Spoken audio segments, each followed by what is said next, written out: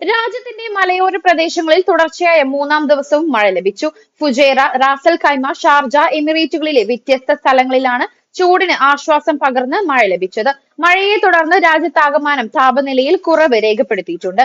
രാജ്യത്തിന്റെ വടക്കു കിഴക്കൻ മേഖലകളായ ഫുജൈറയിലെ വാദി അൽ സിദ്ര, ഷാർജയിലെ കോർഫക്കാൻ, വാദി ഷീസ്, റാസൽ ഖൈമയിലെ മസാഫി എന്നിവിടങ്ങളിലാണ് 3 ദിവസങ്ങളിലായി ഏറിയും കുറഞ്ഞും മഴ ലഭിച്ചത്.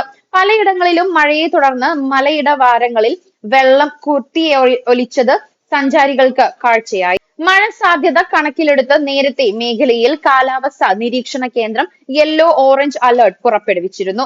രാജ്യത്ത് ഞായറാഴ്ച ഏറ്റവും കൂടുതൽ താപനില രേഖപ്പെടുത്തിയത് ഷാർജയിലെ ദൈദിയിലാണെന്ന് കാലാവസ്ഥാ നിരീക്ഷണ കേന്ദ്രം അറിയിച്ചു. ഇവിടെ ഉച്ചയ്ക്ക് 2-ന് 43 ആയിരുന്നു താപനില. കഴിഞ്ഞ ആഴ്ച 50 കടന്ന് ചൂട് വർദ്ധിച്ചിരുന്നു. മഴ ലഭിച്ചതോടെ രാജ്യത്താകമാനം ചൂടിന് ആശ്വാസമായിട്ടുണ്ട്. തിങ്കളാഴ്ചയും രാജ്യത്തിന്റെ വിവിധ ഭാഗങ്ങളിൽ മഴ പ്രവചിക്കുന്നുണ്ട്. രാജ്യത്തിന്റെ കിഴക്കൻ വടക്കൻ മേഖലകളിലാണ് മഴ പ്രതീക്ഷിക്കുന്നത്. അതേസമയം നാളെ മുതൽ ഘട്ടം ഘട്ടമായി താപനില ഉയരാനും സാധ്യതയുണ്ട്. തിങ്കളാഴ്ച രാത്രിയിലും ചൊവ്വാഴ്ച രാവിലെയും ഈർപ്പമുള്ള കാലാവസ്ഥയാണ് പ്രവചിക്കപ്പെടുന്നത്.